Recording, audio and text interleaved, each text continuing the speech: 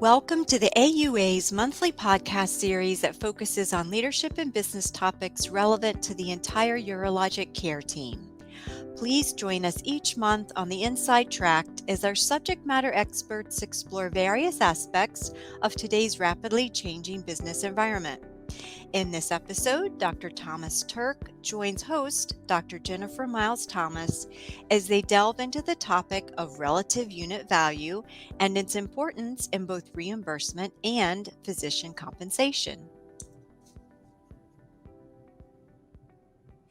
Hello, and welcome to the AUA Inside Tract for another episode in our series focused on the financial management aspects of clinical practice.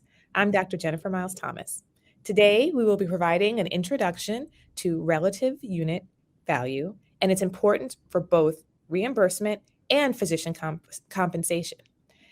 So I am very excited to have with me today a true expert on this topic, Dr. Thomas Turk. Dr. Turk is a professor of urology at the Loyola University Medical Center, where he also serves as the Endourology Fellowship Director and has a full-time academic practice. His research interest is primarily in the metabolic stone disease and its effects on renal function and kidney stone formation. He currently serves as a member of the AUA Rec Advisory Committee and AUA's Coding and Reimbursement Committee. Welcome, Dr. Turk. Thank you very much for having me. Perfect.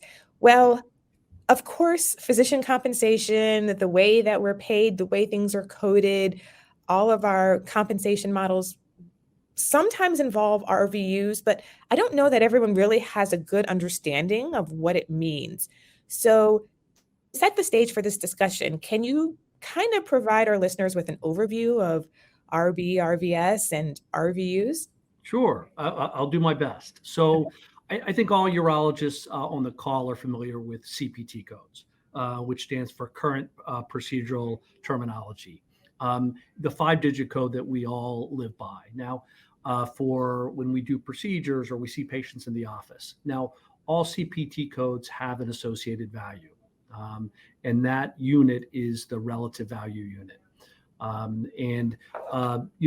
The idea that it's relative, so a relatively simple thing, for example, a cystoscopy has a lower value than a more complex procedure like a radical cystectomy. So the idea that there's sort of a hierarchy.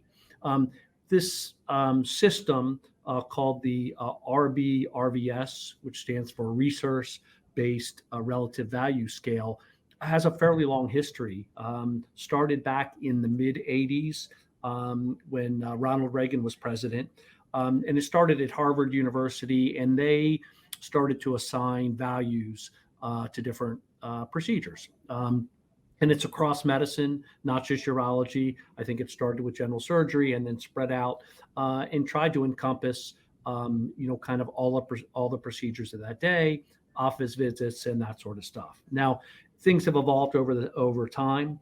In '89, under President Bush, payment started to be based on the relative value.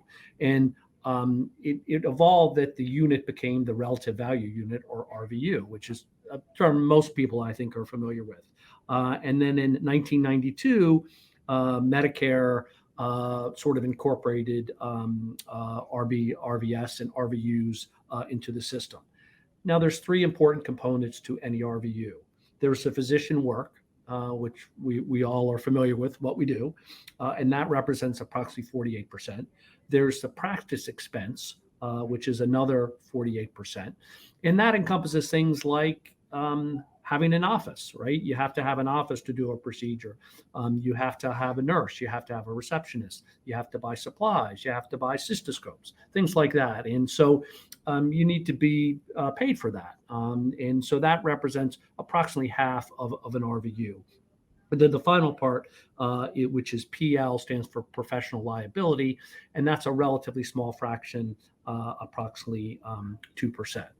Now, this whole system is administrated by what's called the RUC, which is the RVS Update Committee. Everybody calls it the RUC, RUC. It's a committee that was established in 1991, and the AUA has been involved since that day. Dr. Bill G., who's still involved with it, was involved from day one. And the RUC meets 3 times a year. twice in Chicago and once in a warmer place in the wintertime. And in that committee, the committee places value or relative value for different CPT codes. So in this committee meeting, so what is the process? Like, how do you guys determine the appropriate value or the RVU for a physician's work, since there are so many different CPT codes, so many different services we provide? Right. So there are thousands of codes. If you've ever looked in the CPT book that lists the procedures in the different code numbers, there literally are thousands of codes. Now, many of those have their original value that was determined by Harvard University. But as things have evolved, there's of course have been new procedures. New procedures have been invented, new devices, lots of different things in urology, for example. So the impetus to value a code can come from different places.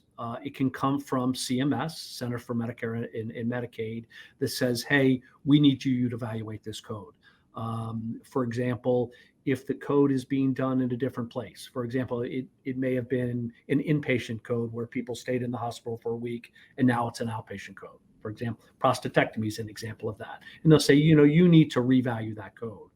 Or there can be a brand new code there's a whole nother committee called the CPT committee that assigns CPT numbers for new codes. And then if there's a new procedure, it needs to have a value. So that goes to the RUC as well. So most of the things that we're asked to evaluate, for example, the AUA, they tell us to, in essence. Either the RUC does. And one thing I didn't mention, which I should have, is the RUC is really an advisory committee to CMS, and it makes recommendations of value that it reports back to CMS. But the ultimate decision resides with CMS. For example, they may say, okay, we agree with the RUC, and that's what the value is going to be, or we think that the RUC gave a CPT code too high of a value, and they can lower it down. Now, there is sort of a complex appeal process, but really the ultimate decision resides with the RUC. Now, the RUC is composed of, it was formed in 1991. It's administered by the AMA. As I said, it provides recommendations to CMS, and it has 28 voting members. And there are members from lots of different medical societies, for example, AUA, and we have a permanent seat. ACOG, American College of Obstetrics and Gynecology. When you look up the makeup, it's approximately 2/3 what I would call kind of medical specialties and 1/3 surgical specialties. And as I said, the CMS will typically ask the RUC or to ask us to evaluate codes. And then we look at all different aspects of it. We send surveys to our membership, and hopefully many of the listeners have gotten surveys and have answered them. And you're asked to provide information in terms of pre-service work, intra-service work, and post-service work. So obviously it takes, for example, a surgery, it takes work to get a patient to the operating room. The operation itself takes work. And then after the operation, it takes work.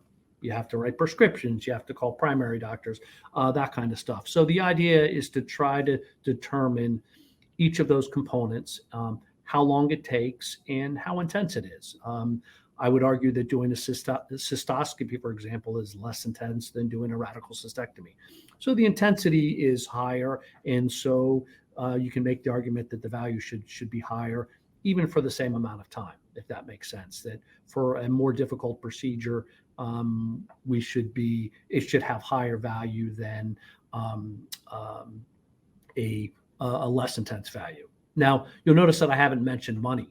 And values there's no dollar figure attached with any of this.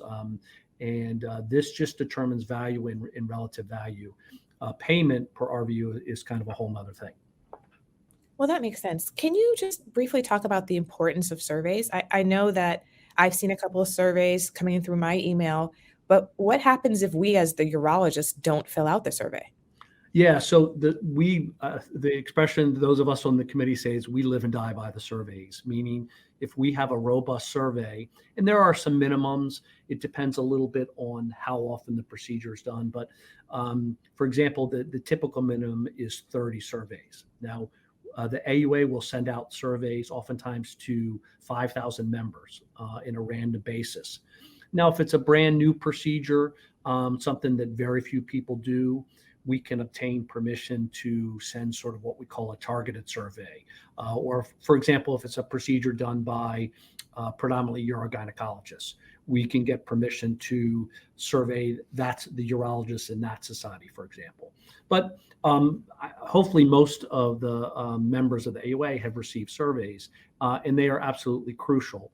And they don't take all that long. And I know we all get a million emails and are probably asked to do lots of surveys, but I would argue these are some of the most important surveys. And it will ask just sort of what I alluded to. It will ask the work involved in the pre-service work, getting somebody ready for the operating room. Things like how long does it take to position? For example, putting somebody in a lithotomy or a prone position may be more difficult than in the supine position. How long the operation takes. And the urologists completing their surveys will be given the opportunity. They'll have other codes presented to kind of say, well, this procedure is like that procedure. It's easier than that procedure, or it's harder than that procedure, to try to give a sense of relativity. And we choose codes that hopefully most people are familiar with. Most of them are urology codes, but not always. With the idea that you can say, well, where does this particular thing fit into the hierarchy? Is it easier than that? Is it harder than that? So the surveys are sent out. Hopefully we get at least 30 back, and hopefully we get hundreds back. And then all that data is tabulated. And then we fill out what's called an SOR, or summary of recommendations, that we send in advance to the RUC. And then at the RUC meetings, we basically present the survey data and say, well, this is what urologists, this is how long they say the procedure takes. This is how they say what the work beforehand, and this is what they say the work is afterwards. And the more surveys we get, and most of our surveys are very tight, meaning the numbers are very similar, you get a lot more buy-in. The committee says, well, gosh, if 100 people say that, it's better than if 10 people say that, right? So the more surveys we get back, the more believable things are. Fortunately, we typically have good responses. Now, it's a little more complicated if you have a brand new procedure and only a handful of people do it. It's harder to get big numbers, in which case there's guidelines that allow us to have fewer responses. All right, that makes a lot of sense. Well, one of the things you mentioned is that, RVUs are not cash, right? So if we move from RVUs to payment of service, what should physicians know? What are the key differences to consider?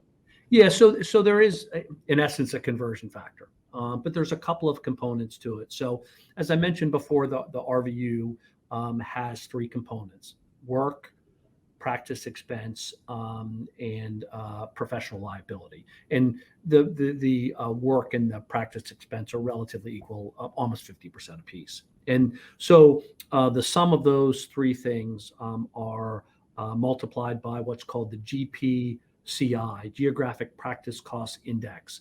Basically, the idea behind that is the price to practice medicine differs depending on where you live.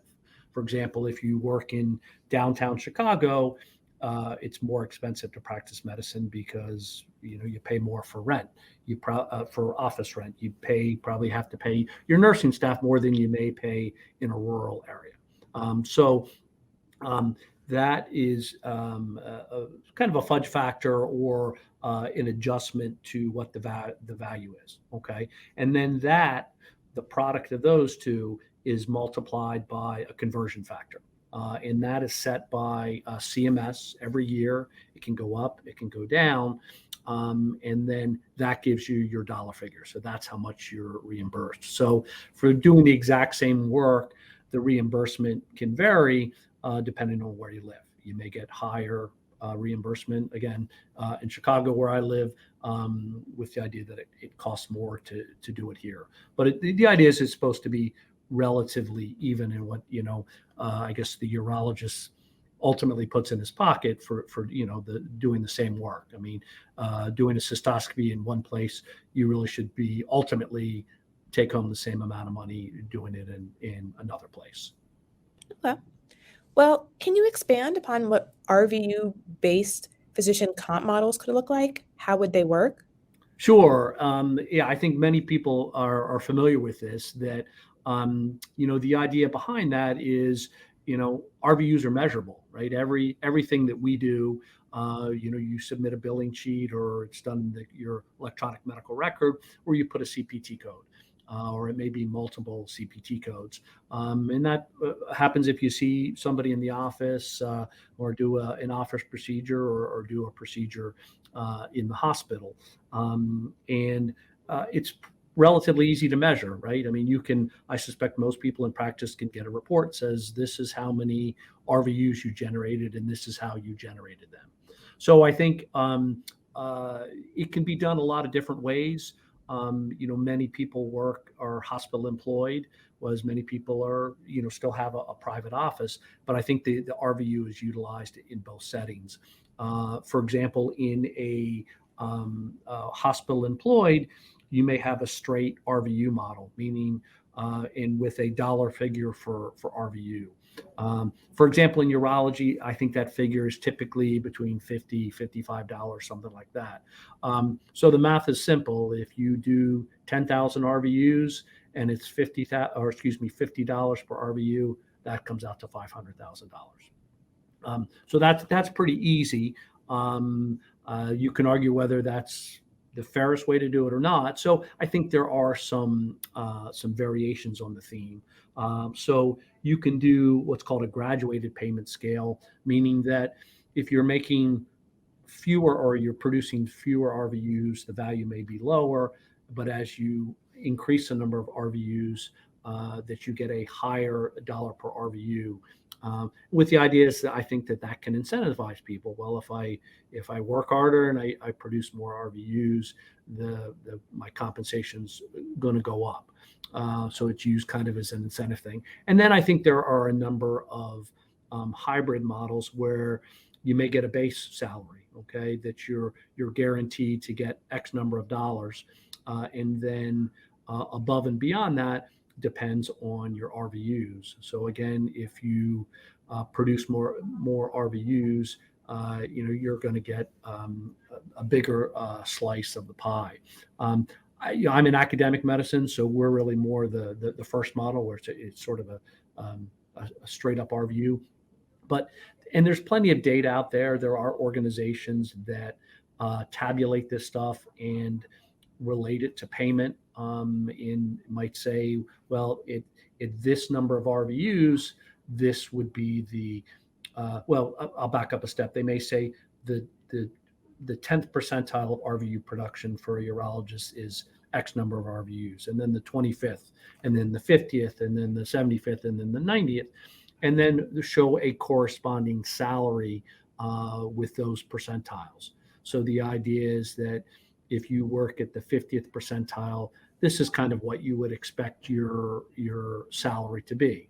And I can just tell you that in my institution, that's the way it's done, that this is your RVUs, this is where it puts you from a percentile rank, and this is the typical salary for somebody in that range. And again, there's adjustments. For example, salaries may be different where I practice as opposed to where someone else practices for kind of a whole host of reasons. So there is some geographic variation in terms of those tables. So, for example, I practice in the Midwest. So our tables theoretically encompass people that practice in academic medical centers in the Midwest. And then there are similar data sets for private practice and that sort of thing. I just want to say thank you very much. You've taken a complex system that especially younger urologists who are coming out, starting practice, have sometimes a difficult time understanding, and just the background of the RVU. So what take-home messages would you have for our listeners today to understanding RVUs and the importance in both reimbursement as well as physician comp? Sure. So a couple things. One, it's a complex system. I've been involved with it on the AUA level for a decade, and I still learn stuff every year. I think the RVU is here to stay, whether we like it or hate it. It's here to stay. So I think it behooves all of us to try to understand it. And I think many, if not most, compensation models incorporate it to some degree. So there's really no escaping it. So common question I get asked is, what can urologists do? And I think the most important thing or the most important take-home message is to please answer the surveys, answer them honestly, and really give thought into how long it takes to do things. Because you're essentially being compensated for your time. And so you really want to think long and hard about it. The surveys don't take very long. They're probably 15 or 20 minutes, but they have huge ramifications. And now you will be asked at the start of the survey whether you do the procedure. And if you don't, then you're probably not the best person, quite honestly, because if you have partners that do it and that kind of stuff, maybe, but generally you want to answer a survey on a procedure that you do, because then you have the most intimate knowledge of the work that's involved and the time it takes to perform those work. And remember the three components of the pre-service work, intra-service work, and post-service work, because all of those things do take time. Now, again, as I said, it's here to stay. There are people that will argue that RVU-based compensation is not particularly physician friendly, but I guess, as I said, it's here to stay. So I think the better understanding we all have it, we can hopefully use to our advantage in terms of negotiations and that sort of thing. Well, definitely. Well, I'd like to thank our audience, our listeners, and definitely I'd like to thank you, our guest, Dr. Turk. Well, thank you very much for having me. So to listen to additional podcast episodes in this series on leadership and business, please visit the AUA Inside Tract Podcast at auanet.org/podcast.